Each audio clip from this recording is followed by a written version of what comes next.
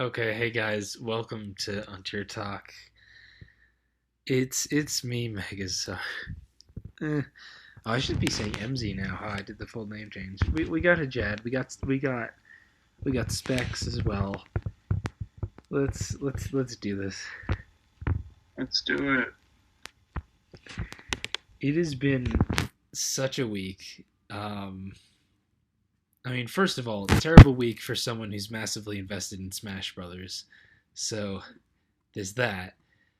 Um, but also PU's just been crazy. Like I think all three of us agree that this meta has been that SSPU was like bad for a while, just so unbalanced, and we really like whittled it down to a pretty fun, balanced. Like I was really enjoying this last SSPU meta, the one that we have for Open, we had for PUPL Week 3, all that. But then the DLC tier shifts came in. This is not the same tier at all. It is completely different. With that and unbans, there's over 30 new relevant Pokemon. This is something brand new.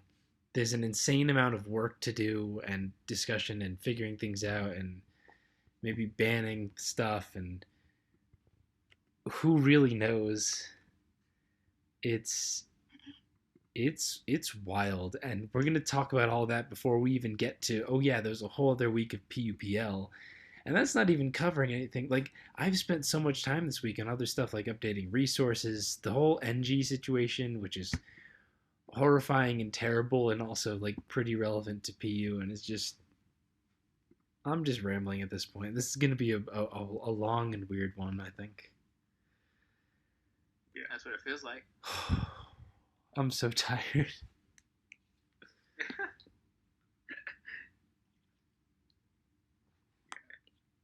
Like I don't even know what so I guess we should start out with tier shifts. There's a ton of new Pokemon.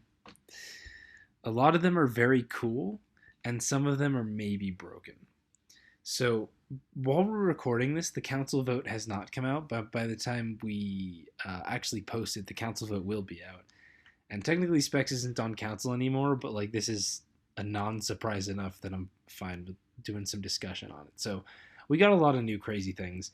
It's kind of impossible to talk about it too because like due to PU Open and PUPL being an old meta, we've mostly been focusing on old meta and not like learning the ins and outs of every new Pokemon. I can't tell you exactly how Dreadnought's going to fit into the meta or whatever. So, but I think the best things to focus on are A, the stuff we unbanned, and B, the stuff we voted on. And we should probably start with the unbans. So now that we got a ridiculous amount of like crazy powerful things and stuff, we figured it's kind of silly to keep PUBL the way it is. And we unbanned Appleton, both the Gorgeist that we could, Galarian Rapidash, Swoobat, and Thievul. Not unbanning any Silvali's or Arctozolt. I actually had some questions about Arctozolt, like PMs.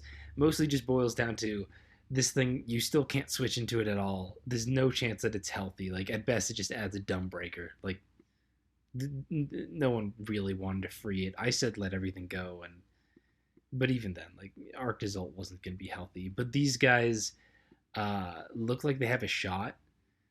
Certainly, some people think Thievul and Galarian Rapidash might continue to be problems or whatever, but they at least are not crazy unbalanced anymore in a meta where we now have things like Kangaskhan and Butterfree and Drifblim and Berserker and all these much stronger threats. I think that's the best way to summarize that. Yeah, you can go first, H.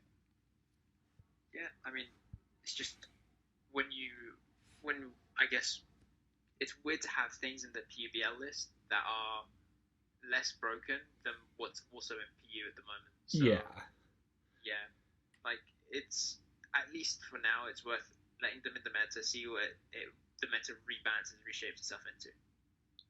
Yeah, if we didn't get so many Mons, I think it would have been like a bit more iffy to like say allow in Rapidash Galar, as that's like a big talking point at the moment. But I think like you might as well. You guys did a good job choosing which ones and which ones not, because allowing like a Silvally back in might have just, I don't know, Yeah, well, I don't want to deal with all these Yeah, Silvally types and all of that, and we spend all this time balancing the tier, and it blows my mind that anyone could think that it would be like a positive addition for sure. Like maybe like one Silvally's like, it's not that big of a deal, but like I can't imagine also dealing with the Silvallis on top of everything else with all this. Yeah, Um, all the that would just add to the chaos, to be honest, with all the Savali that's in the set. yeah, and I also do think the PBL unbans like really might fit into the meta, not just as like, oh, here's another strong thing, but as a positive influence. Like Appleton and both Gorgeists are legitimate like checks and pivots versus things like Executor and Kangaskhan and Driftblim and whatever. Galarian Rapidash is the closest to broken of the things that we've unbanned, if not broken, but like also has that speed tier to keep a lot of strong threats in check. Like that's not nothing. It is actually kind of like a legit meta presence here. Um, I don't know that Swoobat and Thievul are doing anything positive. That they're just probably not broken. Like Thievul without terrain setters, I'm not really scared of because yeah, we lost Thwacky and Pincurchin. I thought Thwacky was really cool, and I'm sad to see it go. But terrain's kind of dumb, so oh well. yeah. Thwacky can get fucked. I hated that. um, I also liked using it though, so there's that. Mm. But yeah, no, I think Swoobat's gonna be a lot less stupid, especially with like the extra fast potential Scarfers and like Kangaskhan fake out, Mm. Ninjask. More actual Fatmons, like Licky and Yeah, Wigglytuff. It's so weird because we've always had Audino, but we never really had that presence, and that's like kind of meaningful now. yeah, I mean, hell, even Sandslash is like Sandslash, Klinklang, Hitmonchan, um, legit defensive presences here. Yeah, I think me and Specs were discussing before we started recording about Wigglytuff and that's influence on the tier. We were saying a lot about how wish porting and all that brings I guess a different element to balance in this tier. Where it was like previously it was like balance is sort of like you have your defensive switch-ins, they don't last a while, so like offense is always on the upper foot. But with Wigglytuff, there's no guarantee that anything on balance dies ever, because if you allow for enough momentum deficiencies on offense, such that Wigglytuff can come in and click Wishport, like nothing is going to die. So you need to actually invest in pure offensive power, like banded breakers, really powerful specs breakers to really have a, like I guess leverage on that type of balance, which like it adds like a new flavor to the tier that wasn't previously around. And I think we both came to the conclusion that it was going to be a welcome addition. well, you need to make actual progress now, right? You actually have to think about how you're going to get these things in, or else you're just going to get wish ported the whole game. Yeah, There's a new skill gap, I think, which is what I've been looking for in the tier. I think that was one of my biggest gripes with it previously. That a lot of defensive things just can't reliably recover enough to where they can stick around and actually deal with what they're supposed to. So now you have this, and it's very cool. Mm-hmm. yeah. It also stuff like the previous meta as well. It's like you could run triple scarfers, for example, and just be that would be fine because on some well versus offense, for example, if you wanted to control offense, you would need that much speed control to like make sure that you didn't lose to 6 offensive threats or whatever, right? But now with Wigglytuff, if you've got like a Scarf Glaceon, Scarf Stonejourner, and a Scarf Manectric, that's a huge liability to your team, and it should be a huge liability to your team. But now, you know, people can actually abuse this stuff on balance, which is nice to see. Yeah, Yeah. Wigglytuff's good. TLDR. We definitely can't go that in depth on all the mons, and no one really needs us to go like, oh hey, Boltund it loses to Stunfisk or whatever. No, yeah, that was just like, yeah. Yeah, I think but it was worth explaining. there's so much cool stuff. Golduck I've seen a lot of because Flip Turn is really cool. Drifblim with Strength Sap. We have more hazard control. Like I know the people who wanted to free Silvali's are in part like we need the hazard control. Um, but at least like on Pheasant, Ninjask, Hitmonchan, Driftblim, as much as I hated Hatchrim, also Sandslash, uh, Sandslash, a lot of new control options. Maybe Emolga. I don't know how it's gonna shake out. I was a lot more optimistic about it before we got like a billion broken things. Um, yeah, and we'll just kind of even if we use the entire time just to talk about shifts, like we could not cover all the new stuff and exactly how it's going to shake out. Partially because we don't really know. We've still been focusing on old meta. I think the most important things to talk about are the ones up for ban that we're going to get into now. So Tauros, before we could even vote, and you banned it, we would have banned Tauros. Tauros would have been a nightmare. It killed everything and had 110 speed. Like, come on, that's not even a question. But council also did a brief vote, and this vote was more focused on what of these mons would be like too problematic immediately. We are clear they are just such a problem that they should not like be in the next round of PUPL. Because we do need to give the meta a bit of time to shake out. It is so new, but it's really which mons like immediately don't even need to give them the time. And the only thing that like very clearly and is not banned right now, but by the time that the podcast goes up will be banned. The only thing that was very clearly broken like that is Rotom Frost, which was a unanimous council ban. It's like it was last gen where it's got the dumb coverage, but now it has nasty plot and boots. It's so stupid. Like, is anyone surprised? I really doubt it. No.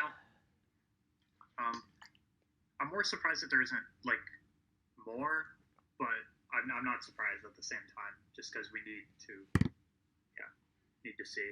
Yeah, Frostum's stupid. Yeah. I Don't get me wrong. There are other mons people think are stupid. We talked about Galarian Rapidash. We also voted on Berserker and Kangaskhan and Butterfree. And those all like did get some level of ban votes, but ultimately we did not ban them. We didn't think they're immediately and obviously. Actually, Kangaskhan got 0 ban votes to start because like yeah, it's a threat. It should be considered, but it's not like we need to give this meta some time, and it's not like so clearly this is automatically no, we cannot keep it. That's not where we're at with Kangaskhan. Butterfree, Hajad was the only one who wanted to ban Butterfree immediately. I was actually really surprised at that. Thank you, Hajad. Oh, was that a call to me saying why did I want to ban it? Yeah, I mean, it's probably worth an explanation. The solitary Butterfree ban vote. It's the same reason why I would want to ban Noctowl, or we didn't allow Noctowl to come back in the tier, because the resists that you'd use for Butterfree aren't resists that you'd use for similar Pokemon in that same category of flying bug thing, right? And also when you add like heavy duty boots and quiver dance and sleep powder into the equation, it's harder to punish Butterfree than it ever was in the past. So that's overall why I decided that it was a bit too much for the tier, but I'm not overly fussed that it didn't get banned, to be honest. Yeah. But same with Berserker as well. Like I voted to ban Berserker, but I still think that, especially that, could have a positive impact on the tier. Yeah, and I think that's totally fair with Butterfree. I don't think we needed to go on now, but I wouldn't be surprised if I voted ban very soon.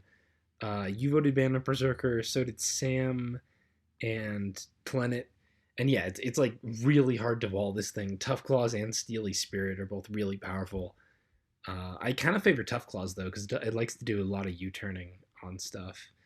But yeah, obviously like the defense is the speed. I don't think it's clearly a problem.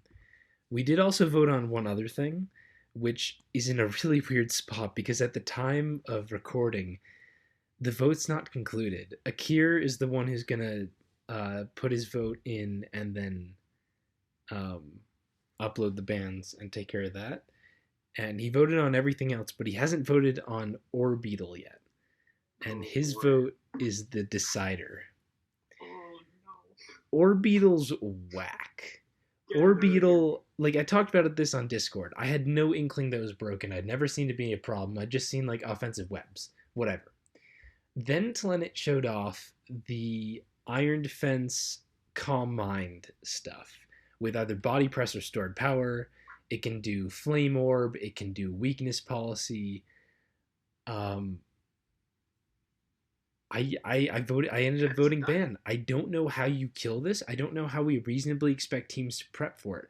Obviously, yeah, you run a lot of toxic. If everything has good offensive pressure on it, if everything's faster than whatever, it's not impossible to beat. But I genuinely don't know how you're reasonably expected to prepare for Orbeetle. Um, I think the people voting no ban have like are reasonable, honestly, in that like we haven't seen a lot from it. It's mostly just been like Planet beating people on ladder, and I admit that's absolutely what I'm seeing.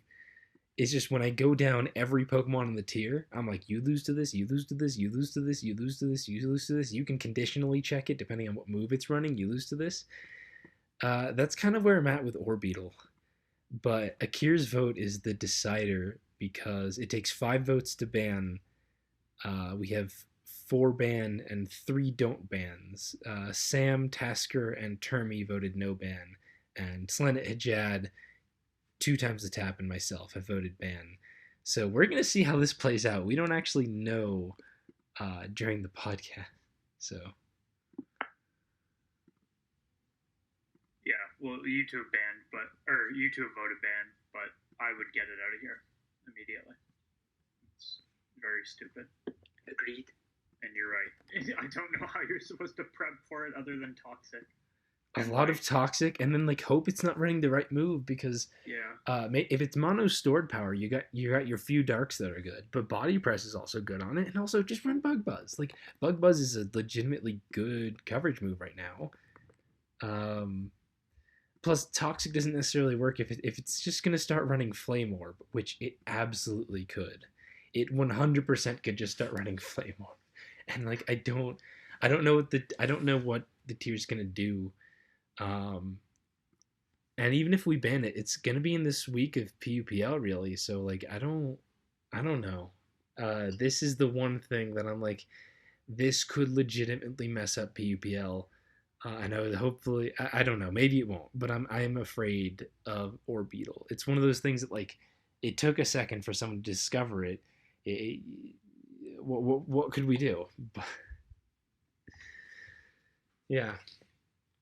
Yeah, I just don't want it robbing some games in an already variance heavy tier, or gen, I should say. Mm-hmm. Yep. Which is a shame because it's really cool otherwise. Yeah, I'm fine with like the web stuff and like the random mono CM, because then like you can just hit it on the physical side. It's still bulky, but with the iron defense stuff, you just can't kill it, and then flame orb becomes meta. And you really can't wear it down, so. 100. Just trick it, bro. Oh, yeah. I've realized that's the key to this meta, bro. Just trick everything. Even, like, I'm just going to start running Choice Banded Dusknoll, so I can trick the things that don't have an item and poltergeist them anyway. I mean, what we need is Sableye back in the tier. That would actually be so good for the tier right now. Holy shit. I was just thinking, oh, what's immune to stored power body press, but Sableye would actually be so good. Like it checks Kanga, Unpheasant, and Ninjask, and Klinklang, and Jesus. Phalanx, yeah. Oh god, Phalanx is still a threat. Like even with all this, we still have some like pretty top tier ass mons from before the shift. Like most of them pretty outdated. But Galarrime, or just Rhyme, Phalanx, Poniard, Mawile, Throw, Misharna, still some really fucking good mons. Jesus. Yeah. So I think that's like 20 minutes on this new meta and bans and all the craziness. Could go on for 2 hours. We really could, but I don't know. I think we should just hit PUPL. I think people understand that we're in this point where like no one can really know what's going on. Hopefully those insights were helpful. Maybe we'll hit some fun stuff in Gimmick Corner. But I think PUPL should be moved on to for the main topic. Yeah. Anything else you guys wanted to get in? No. Great. Everybody should use a lichen rock. The Verlicify one. I forget the name of it. Midnight. Midnight. Right. The Verlicify one. If you hate missing moves and you like hitting stuff hard, go use it. That's my Yeah. Midnight's cool. Appleton's really cool, to be honest. I really hope it's balanced this time. I love the fucking apples, man. I think I'd be a lot more keen on it if we didn't already like ban it previously. I would have been like, oh shit, this thing's really cool and balanced. Yeah. But I just remember trying to switch into it before. Kind of. Yeah. I mean, we have more checks now. We got Ninjask back, maybe Orbeetle, Unpheasant, Wigglytuff. Maybe it'll stay. Licky. Anyway, PUPL Week 3 was a thing that happened. This will be more on the disorganized side of recaps because Replay's thread isn't updated because, guys, we're trying to do a billion things. Give us some slack. First set, Octilleries versus Carcoals. Octilleries took a hard 2-6 loss, kind of cementing their, like... They had the one, the one big 8-0 perform, or I'm sorry, 7-1 performance, and since then they've been taking some kind of hard losses. Yeah, this was really dominant from the Carcoals, which have been showing up consistently every single week. Yeah, can you tell I'm stalling to get these replays? I can help you stall. I mean, the thing with I genuinely thought when the Octilleries were on the first week, I thought they were going to be there or thereabouts for playoffs. Like, there's just something about the Redemption Tour which is so attractive. Like, everybody thought they were the worst. Everybody thought they were bottom-ranked team. Everybody didn't think that they had any shot, right? But somehow, some way, those types of teams always manage to go a bit further than some others. And I genuinely thought that they had the potential, especially with Kush on that team, to maybe inspire like a playoffs run. Like that was in my head, but unfortunately, I think after these first or last 2 weeks, it's just like, oh, dude, it's gonna happen, isn't it? They're gonna come last. I'm gonna be wrong. Yeah, I hope not, but it hasn't been looking good. In SS, I could not find the one game. Solinor versus Feliburn. You want me to There it is. Okay. So yeah, in SS, they had Solinor get absolutely smacked by Feliburn. That was what I remembered. I was pretty sure. That was a pretty ugly game. And they had Maroon versus Star. That was not quite an absolute smack, but also like not great. And Maroon was experimenting with a Stunky, and he automatically died to Grassy Seed CM Rests Stored Power Moonblast Masharna, which I'm saying is a little better because sometimes you just lose to that set, so I don't blame them too much. But yeah, that wasn't great. They did take a win in SS with Avarice versus Eternal Spirit, but even that was just like, I don't know, one random win. That was like decent on Avarice, but not like the craziest thing. Not like, oh, this is some redemption to their SS. It was like, no, it was like decent, but also Eternal Spirit just kind of messed up and got bodied. Yeah. It was like the building quality of that, like those SSS games were like, I don't know how much you can, I guess, take it into account. Like, what was that one game that you mentioned? I think who was using the Stunky? Was it Solinor who was using the Stunky? Yeah, it was Solinor. No, I'm sorry, it was Maroon using the Stunky. Maroon used this. Yeah, I'm pretty sure on that team that they did not have a fighting resist. Yeah, the fighting resist was Flame Ward Bella, pretty much. Mm. What was it? Stunfisk and Inshallah? Is that how it is? Pretty much. Yeah. Yeah. I think that's how. Yeah, I mean, Static and Inshallah. I want to give some props to Avarice. I also played them for Open, and they had some cool stuff. My dog is scratching to get in, so hang on. But yeah, like not great from them. else did they have? They had Kepi beat Kush, and LST beat Lockjaw. In the most unsurprising news in history, LST beats Lockjaw. Yeah. I didn't see the Kepi game though. What happened there? This was an interesting one where Kush brought the like hyper talented team, the most talented team to ever exist that wasn't made by Talented. And Kepi had a reasonably prepped matchup with a sub Crab. They played it kind of well, but it kind of looked like it could have been an even ish, like favored for Kepi, but like Kush was kind of still in the game. And then he kind of just forfeited after getting crit. It was a little bit weird. Kepi was probably gonna win, and Kush's like bad combustion set did not help there.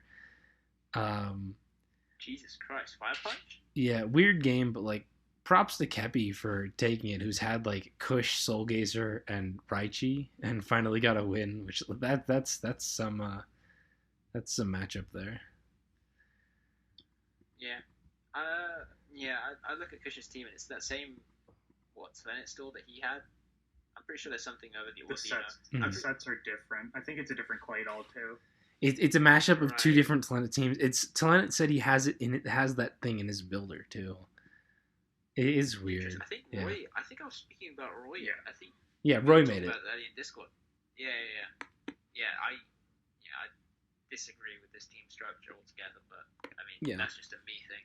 And I agree, and I don't really like Lockjaw's. Lockjaw's game was so ratchet, dude. Turn 1, Akaberry Victory Bell, but it can't even kill the Semi-Seer, which did 76 to it, and then 2 it KOs the Regirock switching in. And the game did not get better for him from there. Like, I don't know, dude. That was, Ooh. Yeah. Lockjaw does not get any luck in these tours, does he? He gets straight, like, pummeled every time. Yeah, Lockjaw. He really does, though. Oh, that's man. The thing, like, in SM, it's all about getting value for health, right? That's literally how the tier works. Like, if you get more value out of the 150% of Kangaskhan that you have, then you're going to do better than the guy who doesn't, right? That's why Mudsdale is a big thing, Eel is a big thing, because they just stay around for way too long. But in 3 turns to have a Victory Bell at 20% and your Regirock at 0 without any rocks pressure, that just sucks, dude. That is so much momentum that you have just gone. Pretty much, yeah. Old Gen side, Blue YM beat Aldo. I would say props to Blue YM. Frankly, Aldo just did not put up anything this game. I don't know how Blue YM could have not beat Aldo. The way this game went, like there was no resistance there. Why did he have an Electabuzz? Yeah, I don't know why he had an Electabuzz. That's a very good question, and I couldn't answer it. Yeah, like Blue YM didn't do anything bad. It's just like you also can't give someone props for their opponent just laying down. King Why Not lost to Evagero, yeah, because Evagero's the black-white goat. This was mostly just King Why Not, like, I don't think he played terrible, but he lost a few different set guessing games that kind of hurt. Like turn 1, Evagero ended up being scarfed Gotharita as King Why Not tried to nasty plot, thinking like, oh, Goth is going to switch out, and just got to a KO. That sucked. And then Eevee went hard with Scarf Simipour into Zebstrika, and King Why Not like stayed in to overheat it. Stuff like that just really didn't go his way. I think Eevee was like playing aggressively really well and had a really interesting team, double Scarf and Salic Simisage, like interesting stuff. And then there's the DPP game, which was pretty interesting. And Specs, you want to take that? Yeah, I'm just skimming through it again. Yeah, I think. Well, first of all, both of them had a Murkrow, so it's a good game already. They were really similar teams. Yeah. I think that this is where the meta is going, though. Like, we're seeing so much Missy. It's an interesting Missy set. Non-lead Perugly is interesting on GA side because typically Probably gives you the offensive momentum from turn one, and you can turn it into whatever you want. Um, I don't really know what Gabite does in the lead slot. I guess kill Relicanth. Yeah, we also saw Sleep Powder, Leaf Blade, Lumbello. So he uses the Leaf Blade Bellow. Yeah, that was really interesting. Mm-hmm. And GA ends up winning with the Subcombine Mischievous, which I've never seen, but did a massive amount of work here. So that was pretty cool. Yeah, I'm hoping we see it again at some point from somebody. Yeah, just good game overall. I think GA played a bit better. All right, cool. Well, I think that just about covers Octilius versus Carcoals. Carcoals are still looking pretty good. Aside from Aldo and Oras, that was, oof, that was. Yeah, Aldo's been getting bullied in Oras these last few weeks. I just remembered last week Teddy just straight up stalled him, and it wasn't like even close. So Yeah, I need to see who they played in Oras week 1. Can get more replays. I've got the PPL sheet now, which, oh geez, it misspells Carcoals. I just noticed that. nice one. It spells Carcoals with an A. It's just Carcol. I always do that. But yeah. Same. Let's see. Week 1. No, they played Aldo and Oras. Oh yeah, he beat TSR. Oh, interesting. I feel like he's been having it. I feel like he looked. I want to say TSR got unlucky. Oh yeah. TSR got kind of unlucky this game. And this was the one that also started out with just like the most annoying matchup possible. And then there were some like full pairs and stuff that was just really annoying. And since then, Aldo's just gotten kind of bullied. So yeah, big rip. Next set is the Hajad set, the Dedens versus the Drakloaks, which ended in a tie, a respectable tie here. Hajad, how are you feeling now? Bro, I hated building for SS this week just because of all the fucking like random shit that there was in the tier, and it's like there's no random shit. This was old meta. What do you mean random shit? Yeah, that's what I'm saying. There was just no. It was still random. It's still SS, bro. But like the thing with this week, it was just like by the end of it, we had the building down, but at the start we didn't really know what we were doing, and I think that showed in Booth's game. Like his team was okay, but it wasn't really good, and Confide is okay player as well, but he had a better team, so he ended up taking that one. But then by the end of the week, we sort of figured it out, and Osh had a good team, and he won versus Balba, courtesy of a Mashanable, which was funny. And Averado, we had to sub Finch out because he wasn't feeling too good, so we played Averado to play against Tlenet, and if I recall correctly, that game was a bit of a mess. I almost have all the replays up. Let's see, White just missing TKO versus DNB. Right. Yeah. Sorry guys. Oh, yeah, it just kind of this game.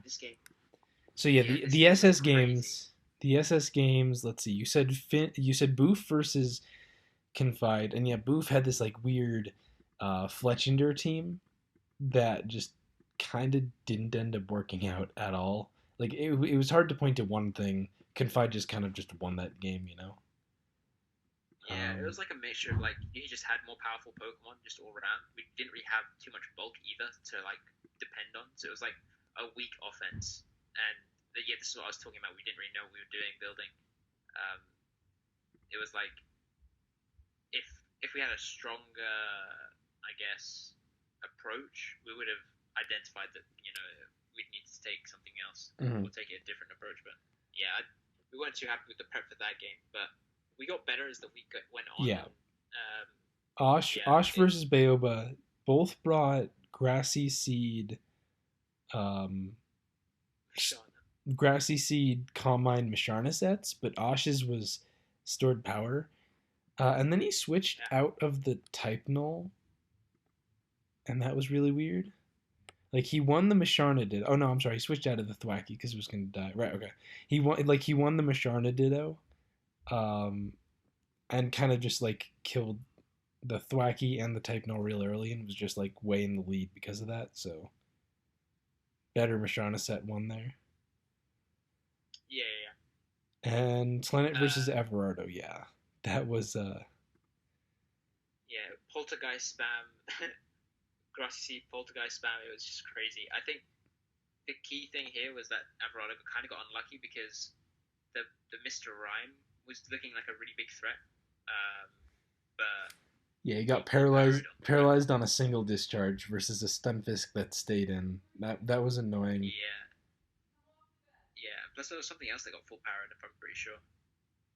I'll have I'm to. pretty sure it was the Savali Ice, bro. The Savali Ice got full parried by Stunfisk as well on the sack.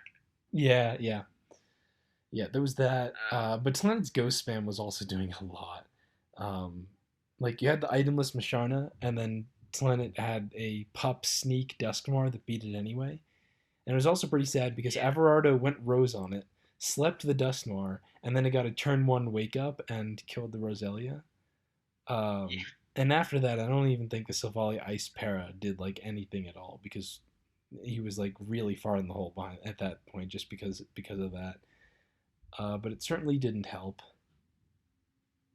yeah. I mean, for me at least, it was just about extending the game long enough so that Throw would win, and it was just like sleep. If that sleep had just lasted a bit longer, and we could have just kept Trevenant away from Throw for a bit longer, Throw would have won the game. But it just kind of didn't go that way, unfortunately. Yeah, yeah, pretty much. Yeah. Um, Specs, anything else on SS there? Not really. I think you covered most of it. Mhm. Yeah. SM was really the saving grace for you guys this week, though. You took both Soulgazer versus Luthier and yourself versus Ziri, so some strong opponents to like beat. In both cases, pretty convincingly. I think Soulgazer just outplayed the hell out of Luthier, really. Um, and the Ziri As he game, always does.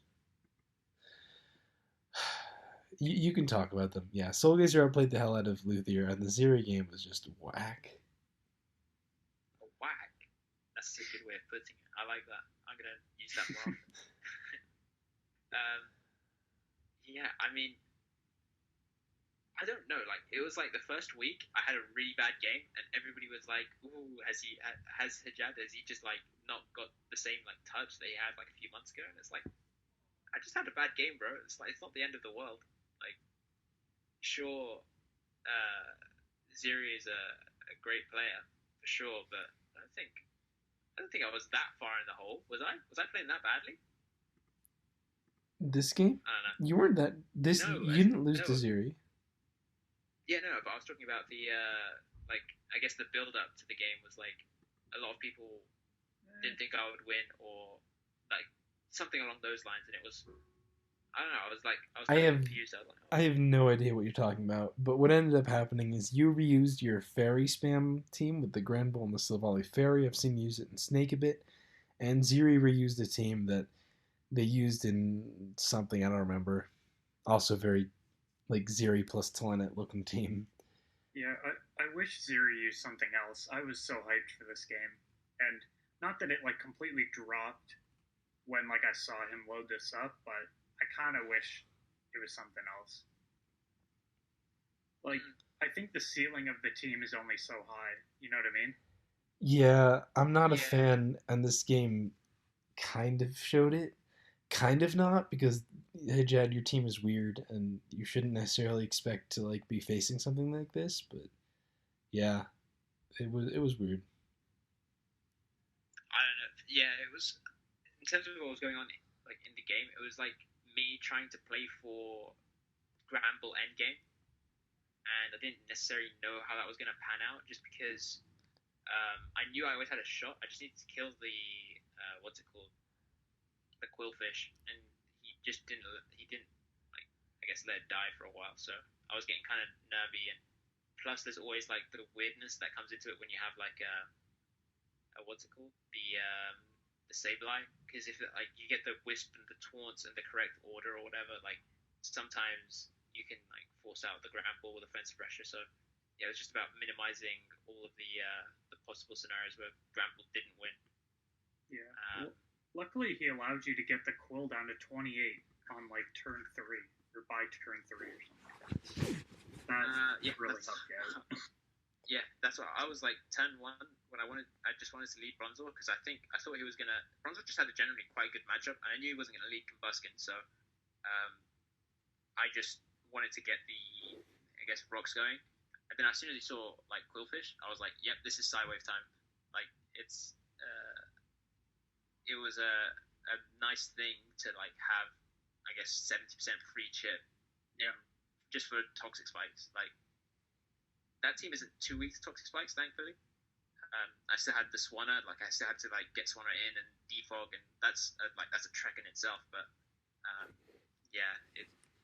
it wasn't getting T spikes up versus that team wasn't the biggest deal for me. I guess we can move on to old gens. There was Oras, where GGOPW found the Teddy counter team. He brought a sub-Salic nasty plot Chatot, and that just won. That just beat the Teddy stuff. Yeah, well, Ted didn't prep, so no. He had this pretty poor, shoddy-looking team, so this is what he wanted to use. But it seemed like you guys only really prepped in SS. You reused, Soulgazer reused, Teddy reused. I'm sure. Who's your blank white again? TKO used something. TKO. I'm pretty sure. No, that actually looks new. Okay. And I think Metagross, that was a team that he built, if I recall correctly. Maybe he didn't. I can't remember. But interesting. Okay. Yeah, generally it's in SM at least. It's like a case of the tier has gone through like a bit of development, but it hasn't developed too much since the tier was last played. Like it's only been a few months, so not really much has changed enough for me and Soulgazer to like feel, oh shit, we need to start like pumping out new stuff. I feel like that's a common misconception in Pokemon where it's like you have to be prepping week in week out and making new shit, because at the end of the day, the 6 Pokemon that your opponent still has to beat the 6 Pokemon in front of you. So it's like you don't just insta lose if you bring a team that you've used in the past, and as if that team is good, that's still a hard challenge for whoever you have to play against. And I feel like me and Soulgazer were pretty comfortable with the teams that we have used in the past. So it's like you have to deal with our comfort plus that we're pretty decent players on top of like everything else that's going on. It's difficult to prep in that way, you know what I mean? Yeah. Mm-hmm.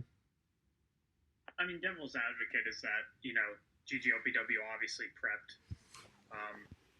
and he absolutely dominated with this new Chatot thing. I don't think what you take out of it is don't prep. I just think it's, you don't always need to prep. You just need to be solid against the other person. And sometimes when you don't prep, you're not going to be, because the other person is very ready for you. That's just kind of how it can go down. I feel like with Ted, he's been using a lot of the same stuff for a while, so you can almost take the risk if you're in GGOPW's position and say like, okay, I'm going to bring this really weird looking thing which isn't standard at all, and it's going to work because this is what Ted always brings. And if he doesn't bring it, then whatever, I've lost. But if like that's the other way. Like it's more in the case of, okay, I'm trying to fish a matchup here. What can I possibly abuse that the other person uses consistently? That's how. But yeah, I feel like it's an underrated thing in Pokemon to be able to bring the same stuff and then use that to come out with the victory. Just comfortability, to be honest. Like being comfortable with what you're using is a really important thing. Yeah. Old gens, TKO versus DNB. This was a little funny because at the end, DNB was complaining about getting unlucky in a game that he never, ever, he should not have won this game, regardless of the luck. And also, did you see your past 2 weeks, my guy? Yeah, I'm calling you out on that. Like, Jesus, man. TKO brought some cool stuff. DNB had an interesting team. Just like kind of black white offense. Like, yep, that's black white offense. Um, Biggest thing was that DNB, for whatever reason, had a lead Rampardos that was not Mold Breaker and incapable of OHKOing TKO's sturdy Dwebble lead. And that really, really hurt DNB. And that was one of the biggest reasons that, like, you ran the wrong ability. So, and that's the only, like, if that was just Mold Breaker, I don't even think this game would have been close, to be completely honest. So, geez, what a time. It's a crazy game, to be honest. Like, we needed, I think it was the last game of the week, so we needed TKO to win. And, yeah, I mean, to be honest, it was looking kind of unlikely because P2 got banned in a week, and he hadn't really even prepped for this game at all. So it was like TKO gets slotted in, has to acclimatize himself to a brand new tier in a brand new setting. In team tour like this, it's like kudos to him because he made it at the very least close, but he ended up winning as well. So it's like good job. For sure, yeah. And then there was Black White Haste Up versus Metal Gross, which that was a Black White game. It looked like Black White. It seemed pretty interesting. Haste Up had a Grovile, which no one really runs at all. And that did a lot of work, so that was pretty interesting. Grovile, yeah. There was a really cool sequence in like the first couple turns where I think Haysep was running Custap Glalie by the way he was playing it, or just trying to maximize life orb damage. But really cool because he tried to get down to Custap range so that he could either spike or boom on the Electabuzz. Really cool, high level play. I really like Haysep and DPP bringing like Grovile. Because it's like a fast grass, right? So there's Victory Bell, who's like a top threat, I believe S rank, but you can't outspeed like a lot. And I think Grovile has some potential. But yeah, if you want to see some new stuff, this is a good DPP game to check out. For sure. Anything else on this set? No. Okay. I will say mean things. Then I guess we get to move on to my set, the Meowstic versus the Beartic. So Beartics and Carkles were both like the number one undefeated teams coming into this week, and we managed to pull out a tie, which I was pretty happy with, especially because this was not the luckiest week for the Meowstic. Oh, I'm sorry, I said my set, like not, as if Specs isn't also on this team. So yeah, in SS, SS was a bit annoying. There was Tony versus Termy, where Termy would have won the game if he could hit one of two Focus Blasts. Let me guess, Focus Blast missed? Yeah. And I mean, you know, you miss two Focus Blasts. It's not the biggest thing. It's just pretty annoying in like such a close week. Especially because I really did like Termy's team. It was another offensive Spikes team, but with like a lead Glalie setup instead, and more focused around like some taunters and stuff. Putting a lot of pressure on Vibrava, which Tony did bring, and it did end up getting taunted by max speed taunt Mawile and stuff like that. That was really cool. But ultimately, if you don't hit the Focus Blast, sometimes you're just going to get fucked. So that was kind of that game. Yeah. They were both extremely relevant too, which like not all Focus Blasts are, but genuinely, if we hit either one of those, either it forced a sleep roll determining end game, or Silvally died. Yeah. So there's also the point where we used Explosion Silvally Rock to block Vibrava from defogging. So hell yeah. Yeah, it was just like it was a really cool team. It was just an annoying way to see that go out, but like Focus Blast. There was also Watashi versus Bugzinator, where I made Bugzinator's team It's a fun team with bulk up grab locked, which I really think is a cool mon that did not get much use. Like Throw's a good fat bulk up user, but grab locked as offensive bulk up, where it has both drain punch and sucker. Uh, I don't know how good it is now with all the new stuff, but I really did think, oh, this is like an unexplored cool mon, and we brought it with T spikes, and I think it's actually like really cool. Um, but this game would not have gone our way except for Watashi's Pinkerchin setting electric terrain and stopping him from resting. So that was really funny. Um, like this was gonna be really hard. He had a fat Masharna, which is a really good stop to Graplock that we tried to pressure with T spikes, but like he had a lot of things to pressure our Marini, so it was like a back and forth type thing. And then at the end, he couldn't recover, so he lost.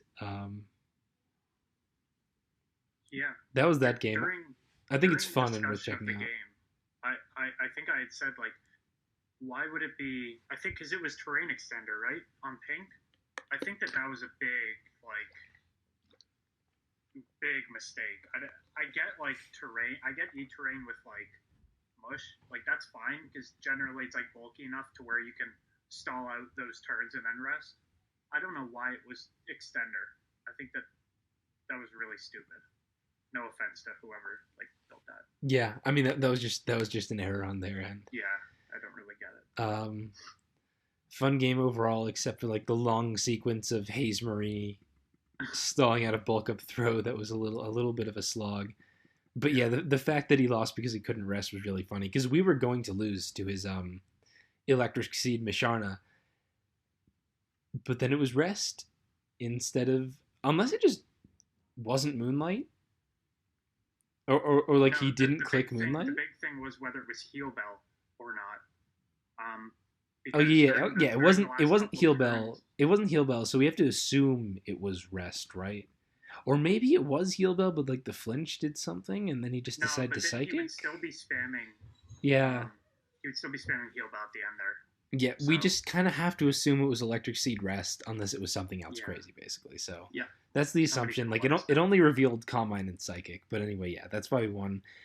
And then there's Hajad's still talking on Discord, and then there's Sgeniter versus All Star Apology, which is like really frustrating for us because we lost All Star on our team, but also like Snyder brought a ridiculous 2 times the tap team, and this game is absolutely worth watching just for that. It was eject pack spam with eject pack close combat grap locked, with eject pack superpower stoneturner, with eject pack overheat, um, heat more, and then a teleport not to, just for good measure, because you got to keep hazards off offensively on something like this. And it was really funny.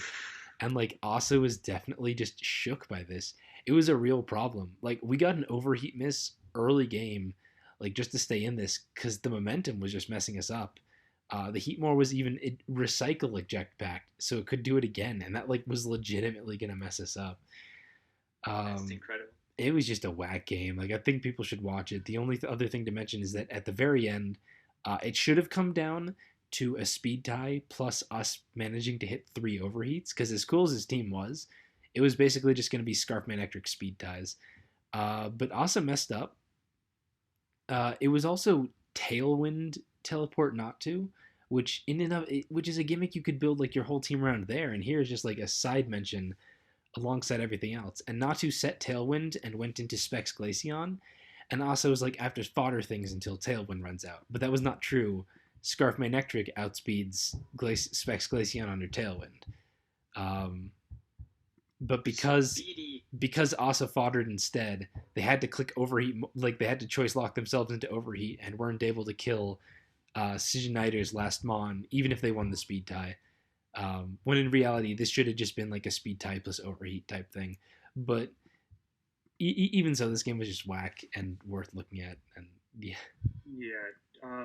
We also had to crit overheat at the end because we had to crit because of that. It shouldn't have come down to yeah, like winning speed tie yeah, plus yeah, crit yeah, overheat. It yeah. should have just been speed tie plus us hitting overheat. I see what you mean now. Yeah. Just worth mentioning is like a little choke, but also was shook, and I can't really blame her. What a Probably fucking the most team. fun game of the week. Air quotation fun because we lost. But Oh yeah, but like absolutely worth checking out. You know, like yeah, I love if Tap. you're looking for gimmicks, this is some tap gimmicks. You know, some classic 2 times the tap gimmicks that I have nothing but respect for right there. Yeah, I love Tap, bro. I love him. Yeah. The guy's a fucking genius.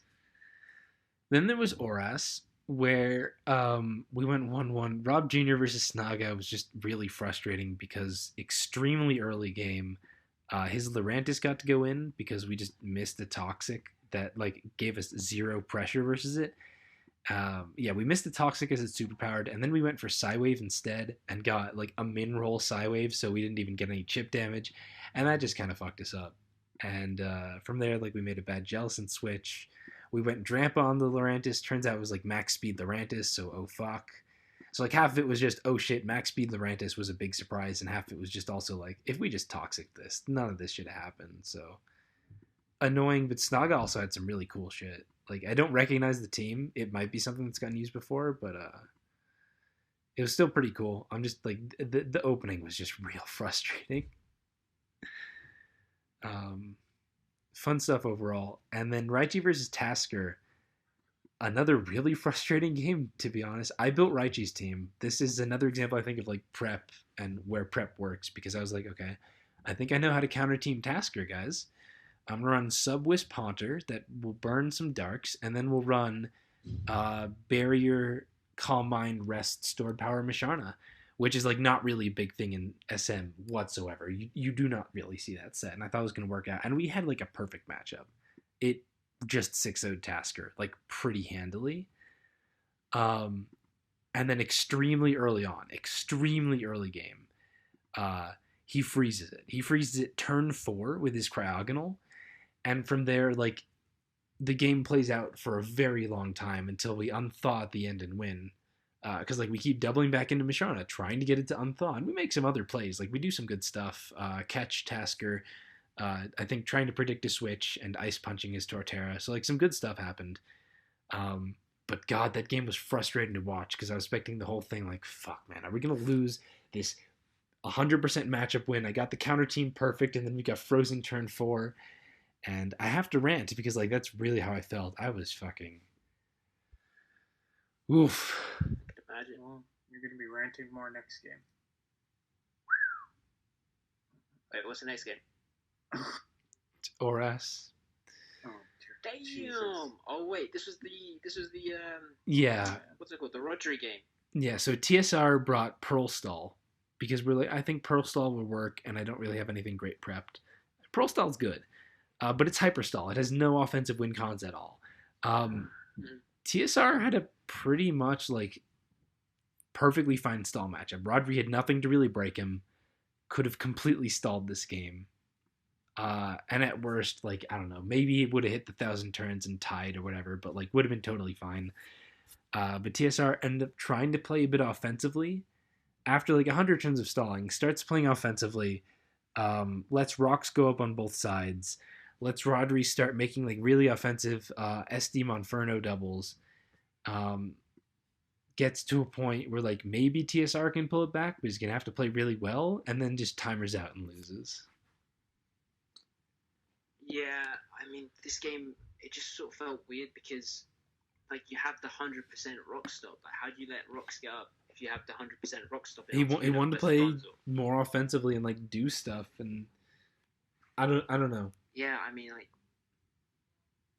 you just gotta. There's just sometimes in store where you just have to play like super systematic. I'm guilty of this in the past, by the way. Like, don't like. It's not even me like taking jabs at TSR, but like, because I've done this a lot using store in the past, where you just play super aggressive, trying to like put your opponent like in the ground. But like sometimes in store, you just gotta just ride out the pressure, man. Like. At the end of the day, especially when you have a good matchup versus Stall, you shouldn't lose because you tried to play it too offensively. You should be willing to sit there for at least 2,000 turns if it has to go down to that.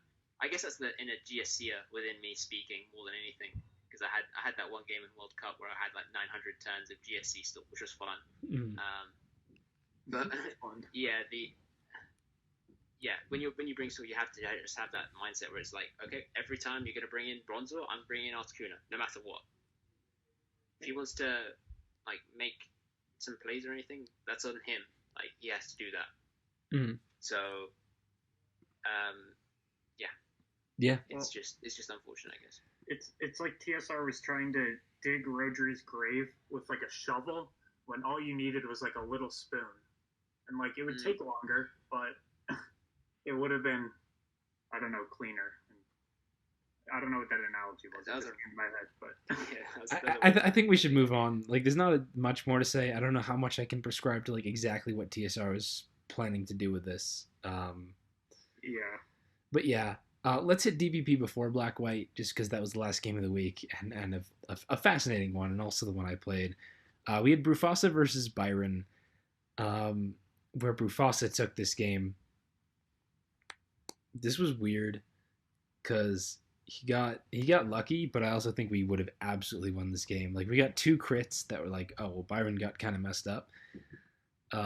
But also, like, our prep was good, and I really think we would have won this with our unrevealed last Mon that I won't say because there's a genuine chance this gets like reused in some way. But yeah, there were some interesting sets. I think Specs, you want to talk more because you actually like helped with this team and all that. I don't know how much else I want to, because the last Mon, I don't really want to reveal, but yeah, again, I think this is just kind of where the meta is going with like interesting Relicanth sets, because before you would only see like rocks like lefties with like your typical moves, but now we're seeing like Custap and like Resist Berries. That's really cool. Xatu sort of making a comeback. I think I counted that Brufasa's victory bells have crit like 8 moves. Yeah, it's crazy. In like, I think it's 2 weeks now. Yeah, 2 weeks. He's played 2 weeks and he's gotten like 8 victory bell crits. He hasn't gotten 8. He's gotten like 5. But still, like, his victory bells just keep going in. It was real silly. Yeah. So yeah, that was that game. We just kind of gotten lucky, but this game was less reliant on the luck. Because we absolutely. Yeah. I do hate to be unrevealed last Mon, but like we had the prep and the matchup, and then just it didn't even end up coming out. Okay, last game of the week, we are down 4-3. I'm playing Chill Shadow and Black White to tie it up. It's been an unfortunate, bit of an unlucky week, and I hate Black White, and I'm just not having fun prepping for it. Like, I made Raichi's team, I made Bugsnader's team, I've been working on other tiers, and Black White's just not been going well for me. And I load up this game, and Chill Shadow, who I fully expected to cheese. I'm like, this team should be good versus Rain, it should be good versus Trick Room, it should be good versus Sun. Chill Shadow loads up with Mono Psychic and a Baton Pass setup, which Black White has a lot of cheese, and I just was not prepared for this one. Like, if my Clang was Shift Gear, I just won this game free, but it was a Volt Switch Clang set, unfortunately. So when he went Reflect, Substitute, Calm Mind, Baton Pass, Hypno into a Sub-Salic Stored Power Heatwave Swoobat, that pretty much should have been the game. But then the Swoobat, who has stored power, stored power was stronger than Heatwave, but he had so many boosts. Stored power is stronger than Heatwave, even versus my Clang. But he hits Heatwave for no reason, misses. I hit the gear grind, kill him even though he was behind a sub, and then I won the game because his Baton Pass strat didn't work, and then when your Baton Pass doesn't work, you die. And that was the game. Yeah, I watched that game and I could understand how you could make that mistake, but yeah, I still struggle. Like, it's a really hard like thing where I'm just like, dude, you had the win right there, like right in your hands. If I'm CS, I don't know if it was a misclick or. He just messed up. If I'm CS, I'm mad because like you can't even blame the hacks because you also had 100% win path, so like I'd be even more mad. No, you just fucked up. Like, yeah, you just fucked up. I'd be mad. I'm gonna take it though, especially since I lead Kingler versus his Bronzor, and Kingler gets to lose to Bronzor, um, and he gets Stealth Rock up because he dodged a Crab Hammer and got a max roll Psywave. Interesting. And if that had never happened, Chill Shadow was never setting up with Hypno like that. Like he literally would not have had the time. Um, I just wanted to kill the Bronzor, and I could have just started going in with Behem and Zebstrika.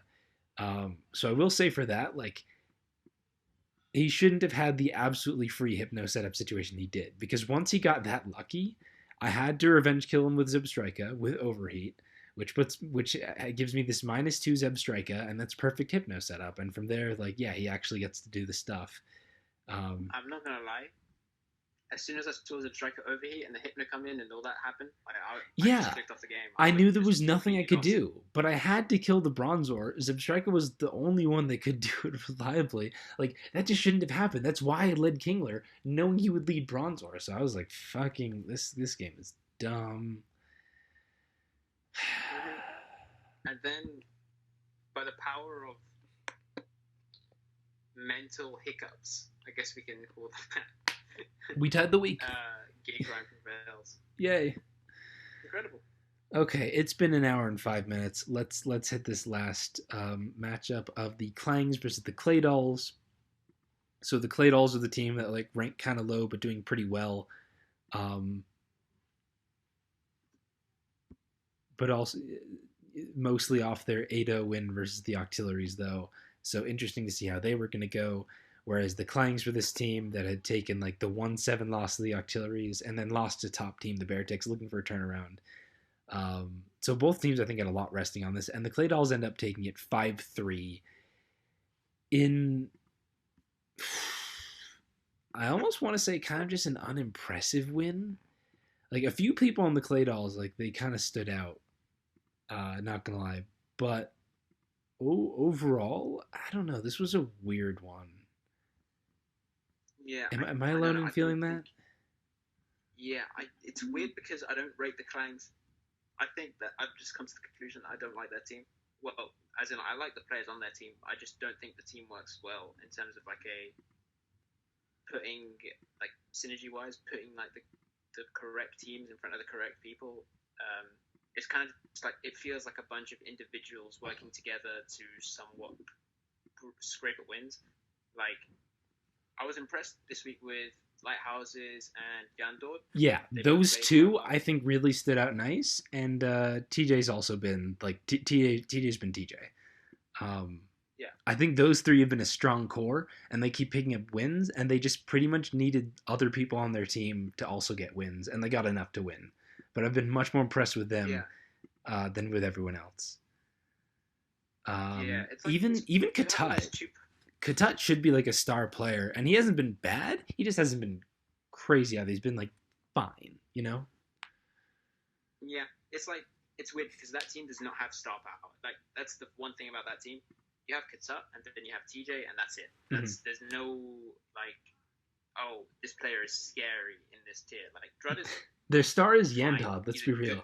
Yandod is absolutely their star.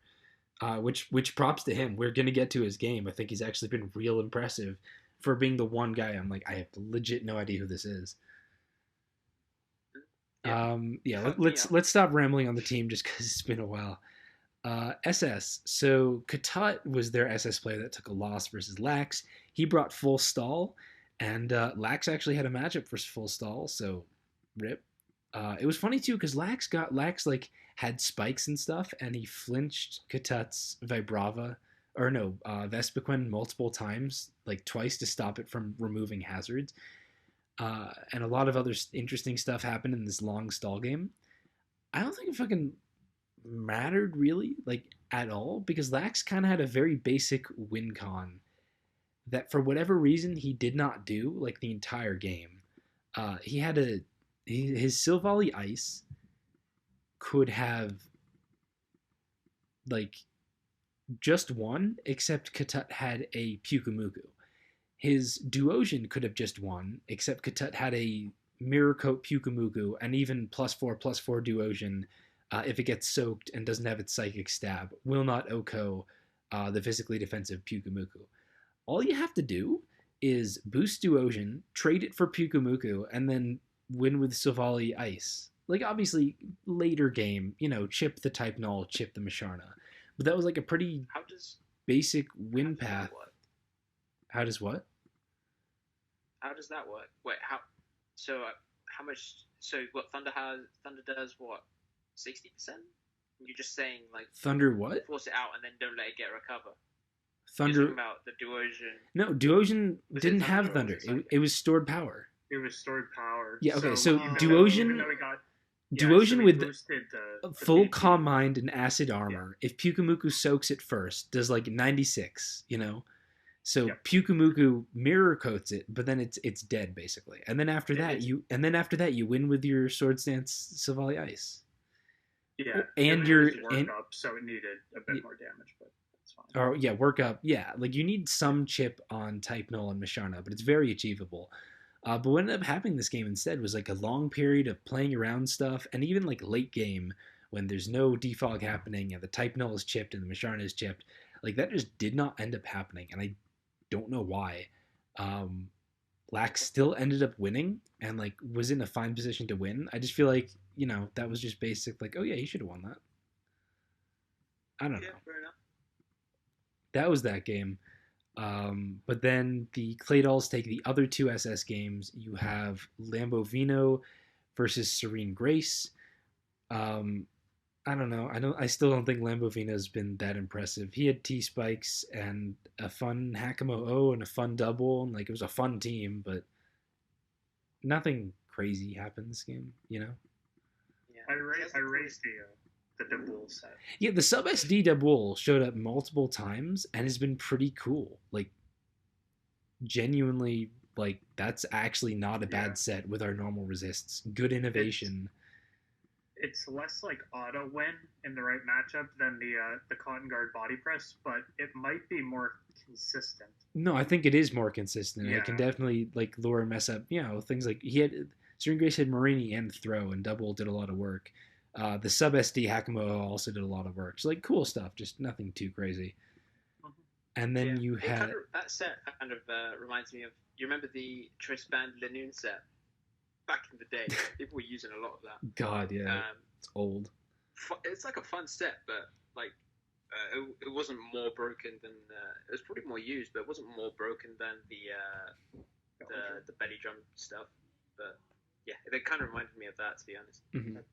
That's a good connection. And then we had TJ versus Slow Broth, where I'm not a huge fan of TJ's team. Slow Broth choked with his throw and let it die, and then they both hit like a million really important focus blasts that they both had to hit to stay in the game, and then it came down to a speed tie, and TJ won and won the game. Like, I don't know, not a great game all around. Gotta say. Yeah, somebody had told me that they hit every single focus blast. Each one of them clicked. Yeah. I And think that's how it went. there were several. Broth used 5 and TJ used 1, and like they had to hit like all these focus blasts. Broth had a knockoff storm throw bulk up rest throw that was doing a lot of work to TJ, and then TJ worry seeded the throw with his Tangela, and Broth tried to rest, being like, oh, I can't kill it because I don't have guts anymore, so I'm gonna rest, and then forgot what worry seed did, and the throw died, which like was really critical to him being in this game.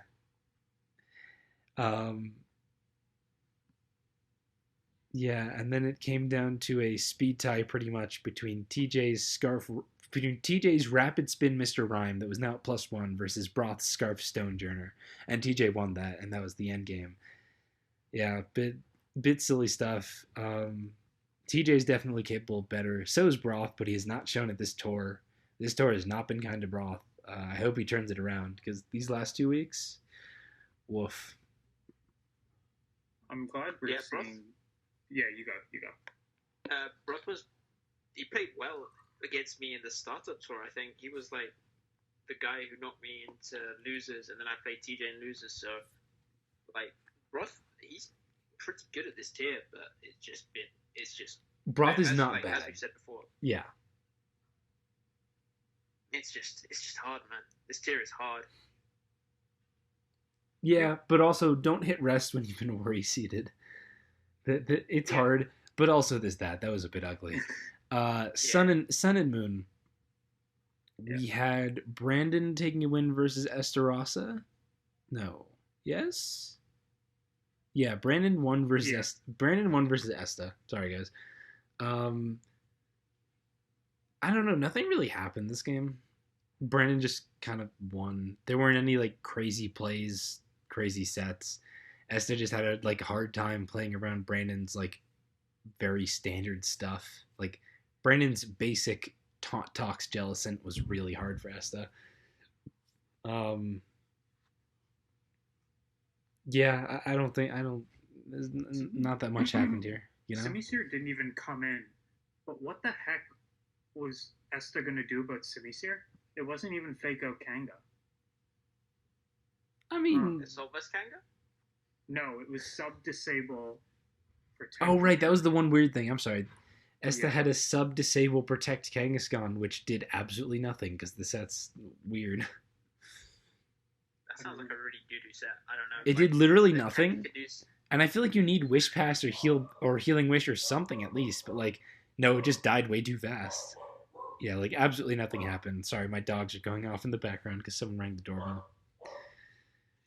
Yeah, I don't know. Just I don't know. Brandon didn't do it. Like- Brandon played fine, but he didn't do anything crazy. Esta just like had weird shit and it didn't work. Yeah. I don't know. I don't see how Esta is winning this game Mm-mm. with just that glaring Kanga. Oh my god, my dog is just not shutting up. Solvus go. It's okay. People know what this podcast is like. And then we have the Kushalos Kepi. No, I'm sorry. I opened the wrong game. It should have been Gum versus No, Yandad. And for whatever reason, I opened up Kush versus Kepi by mistake. Ignore me, please, guys. Okay, yeah. This continues to be Yandad doing, like, real good in Gen 7 PU. He brought fun... Still no fighting resist though.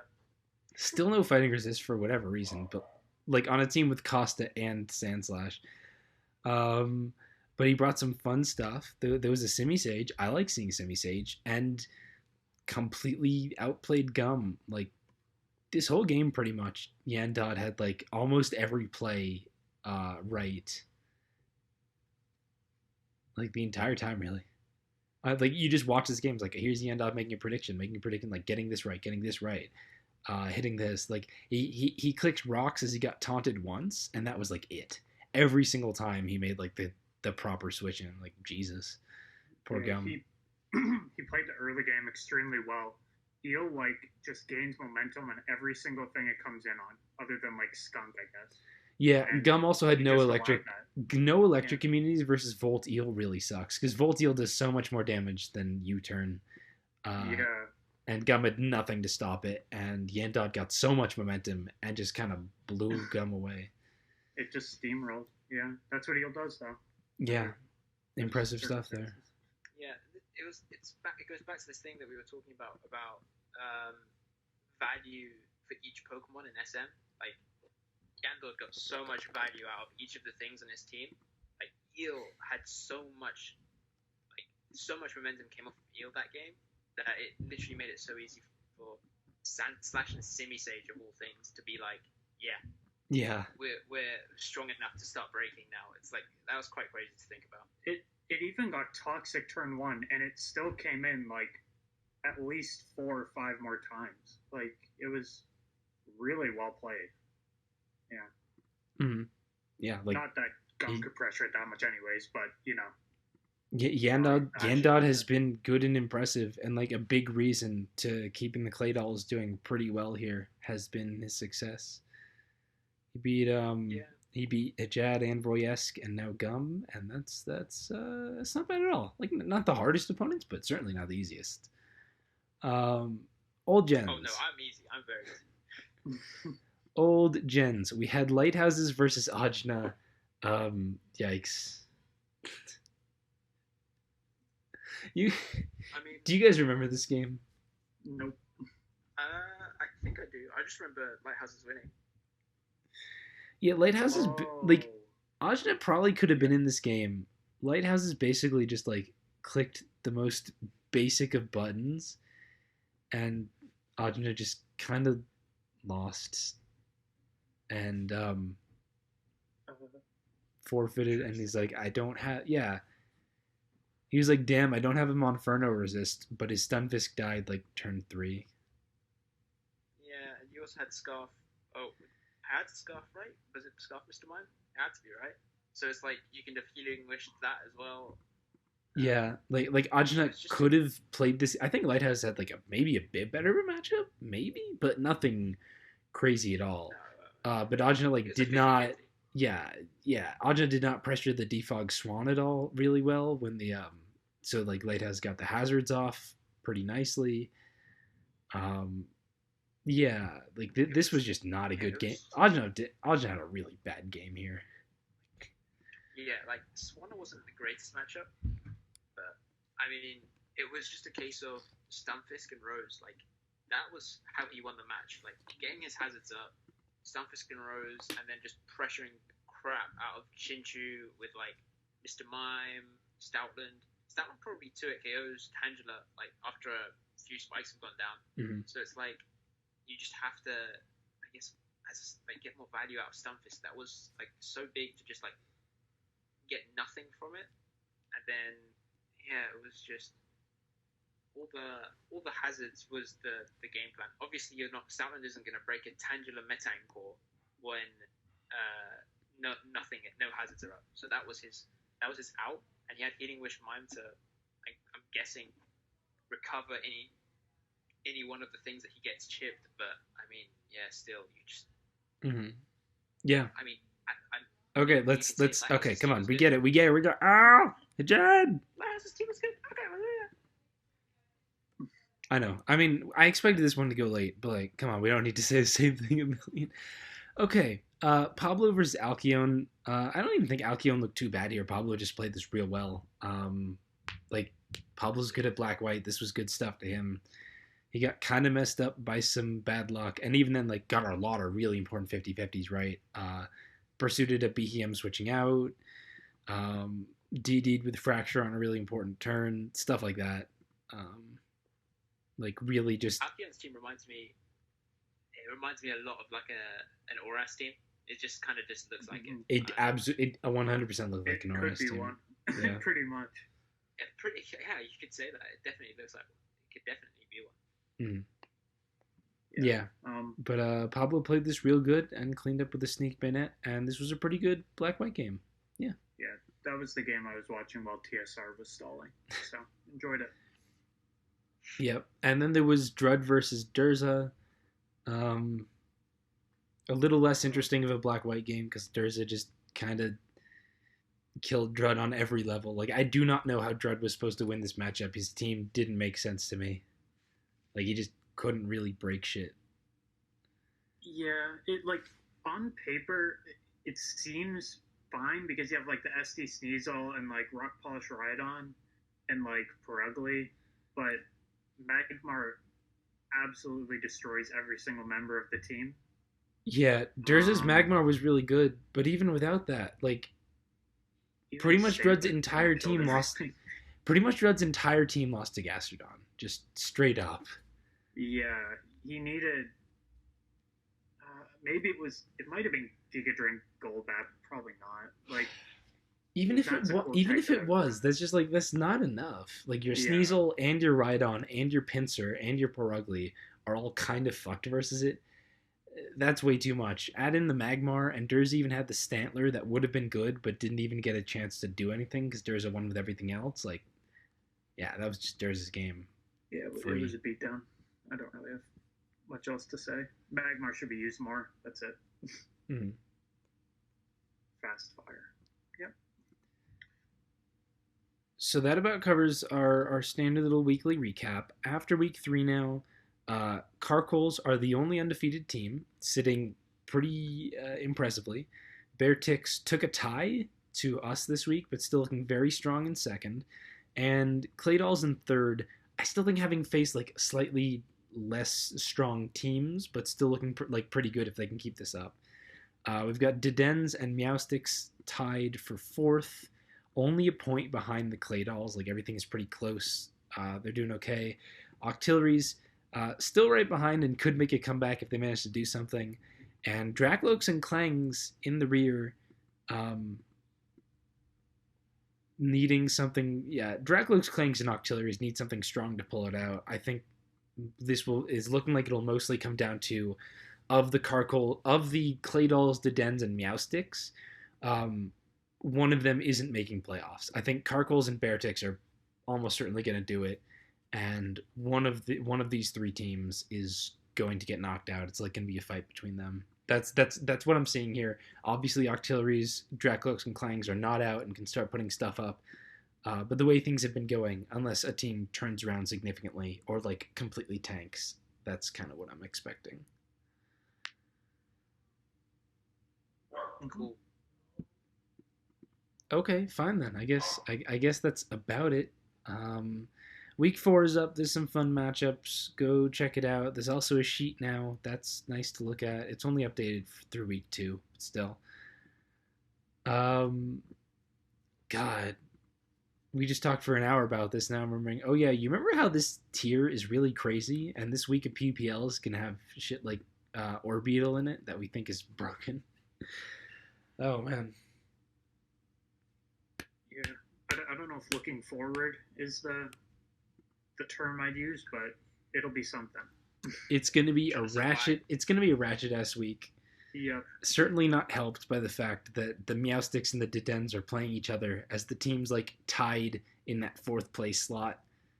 Uh, oh boy. I have some crazy stuff going on in my build. I'm telling you, some crazy stuff is already there. I'm pretty scared. Do you want to talk about the stuff that you won't be using in this week's edition of Hijad's Gimmick Corner? I am definitely not using Paris Spam with a Marowak. I am indeed talking about an older team. And hold on, give me a second. I actually used a lot of Future Sight Teleport Behemoth this week just because itemless as well. So like you can tank poltergeists, but also like knockoffs from random fighters and stuff. It's been pretty good to pressure like Marinis and stuff like that. So use that as like a supporting object. Like Future Sight Behemoth is definitely something that's underrated in this too. Cool. I always like the teleport behemoths. I'll talk about a couple old meta things now that this meta's done. There was bulk up Graplock that I mentioned. I think it's pretty cool. It can actually be kind of hard to beat with the Drain Sucker Ice Punch. Like you've got your Mishana, Behem, Marini. Aside from that, it just puts in massive amounts of work and is like pretty reasonable to like, oh, I know exactly how I want to support this. So I thought it was really cool, Mon. Also, we used this last week and it never got revealed what kind of set it was, but I don't think it's going to be that relevant new meta. And I also showed it off versus Avarice in the PU Open anyway, and I posted those replays. Life Orb Leafeon with Chlorophyll and the moves Sunny Day, Knockoff, Solar Blade, Weather Ball is a kind of crazy wall breaker. The worst thing about it is that pretty much everything you set up on wants to toxic you, and then you die kind of fast. But like, if you manage to get this thing set up without taking a billion or getting toxic, you can't really wall it that well. Solar Blade Weather Ball is fucking insane, and this mon just does massive amounts of damage as this crazy breaker that you can't revenge kill. I really think it's super cool. If we had old meta, I would be working with this set like so much more because it's just kind of sick. Like, oh, they go hard Tangela on my Leafeon as I Sunny Day? Haha, what are you going to do now? Like, it really forces the opponent to start doubling around the fire grass coverage or, like, absolutely get destroyed. I really think this set's cool. And I wish I got to use it more before we entered the meta with so many new checks like Appleton and Driftbloom and whatever. Yeah, that's what I wanted to share. Should I go? Sure. Okay. Whirlipede, I've seen people use a bit, is legitimately a good lead. Either with Sash or Eviolite, and like you can make a spread to where you like outspeed things, +1 and +2 and stuff like that. I mean, with like Kanga and stuff like that, T spikes and spikes are good. Marini's like doesn't have as much usage as it did previously, so T spikes are better. Cool 'em on. I don't know if you have a reaction to that, but Yeah. Whirlipede's good. I rate it. yeah. And Drifblim is something that dropped, but I haven't seen enough of. We're gonna whether it see. be, like, Drifblim's got Luigi- enough stuff to fuck around with. That mon's wacky Yeah. now. Boots, defog, strength sap, all kinds of stuff. like CM with Barry, either Colbert or something. Really good. I smacked a room tour with it a couple days ago. Like, nobody could beat it. And I mean, it was like day 2 or day 3 of the new meta. But yeah, I think more people should use it. Okay. Yeah, that's pretty much it. Are there any last thoughts you want to say on just like what's been an absolutely? Ban Hatcher. That's it. Yep. Okay. I agree. That sounds good, guys. Well, hopefully you enjoyed this. Like, obviously, it's got to be long when you've got all this stuff. And we'll be back next week with the crazy episode 100. I don't know how that's gonna go, but oh boy, is it gonna go? Yeah. Thanks for all the support, guys. We'll see you then.